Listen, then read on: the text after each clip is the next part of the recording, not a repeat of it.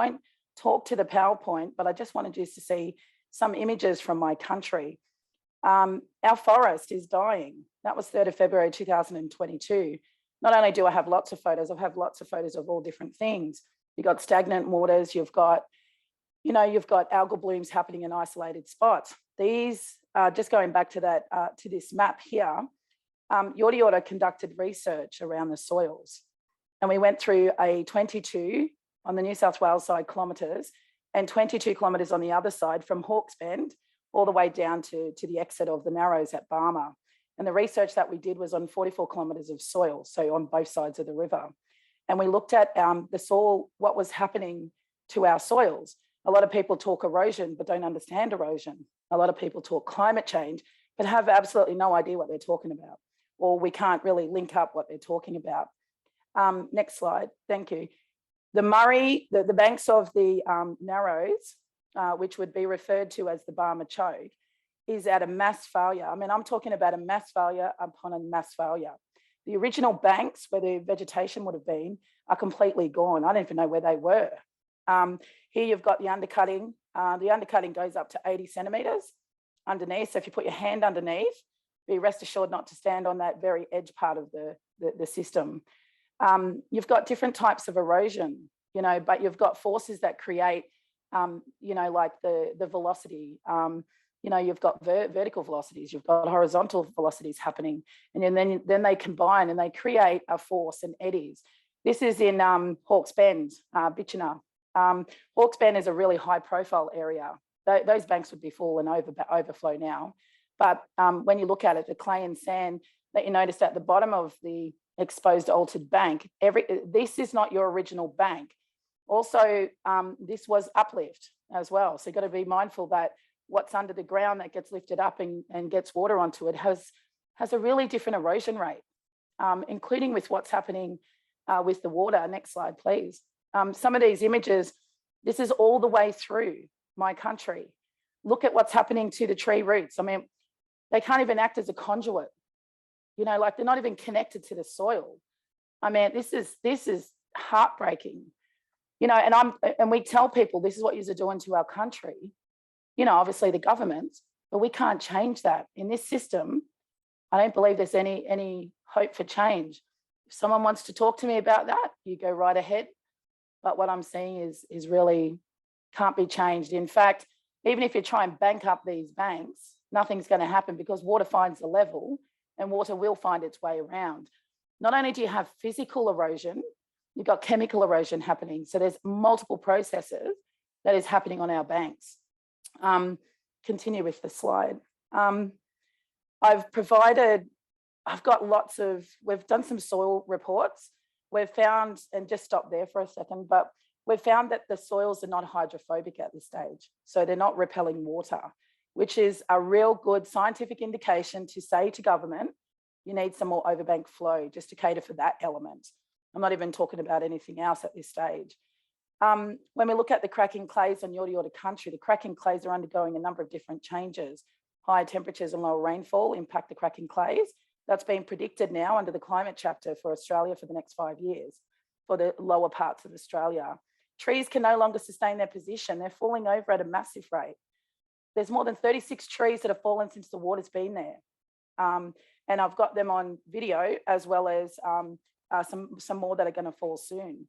By looking at the soil, I think what people do is look at water, for example, and they say, we need water to go there. But do they actually know what the water does? Do they know how the water fills the recharge zones? Do they know how the velocity works out of the recharge zones? Do they know how the water strips the clays? Do they know how black water works? Do they know how black water and the content of black water mixes with the clays? Does anyone know anything but, other than being out there? I was dismissed recently for not having, for providing some hypotheticals. I haven't got hypotheticals. I've got a lot of research and work that I've done out there on country for our people. And if people don't want it, that's fine, we've got it. This is how it feels like the heart hardens a little bit. But, to this picture here that you're looking at, I took that December last year. That was when there was no water. Actually, the water was up around September and then it went back down again in December.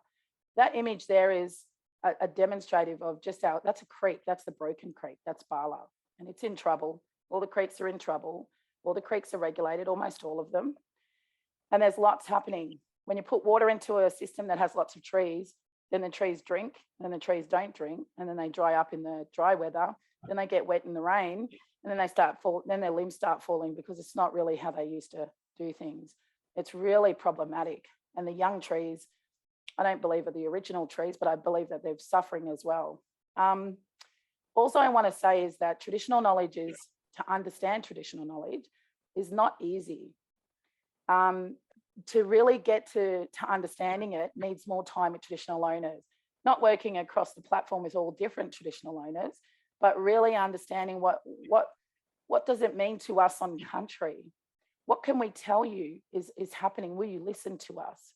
And I think the stories from Thailand today is demonstrative of the real impacts that has happened to that lady's country. I do apologize, I can't say your name. Lucia, can you say? I can't remember that. Sorry? Sang. Sang. Yeah, I mean, that was brilliant. It was just showing the changes over time, and your country looks so beautiful. And you know, this has happened in my country as well. And Damo, you did a great presentation on demonstrating why our voice is always suppressed and how our voice doesn't really get out there, because sometimes they might say an angry us, or they don't, or a frustrated us, or they don't really understand where we're coming from. And I think that's the language of change. And I think when organisations like the Australian Water Partnerships, and you've got University of Queensland, you've got Monash Uni at the time when they work with us, and Engineers Without Borders work with us, and we've got lots of different organisations actually sitting with us, making a difference, it gives us the confidence to be able to be autonomous. And I think there's some real key take-home messages from all the presentations today. You know, for me, the country is dying.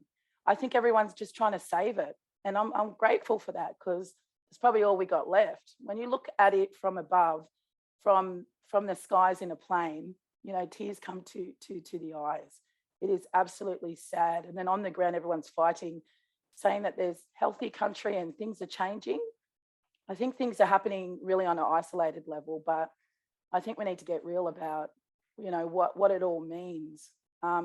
So, you know, traditional knowledge is not just traditional knowledge.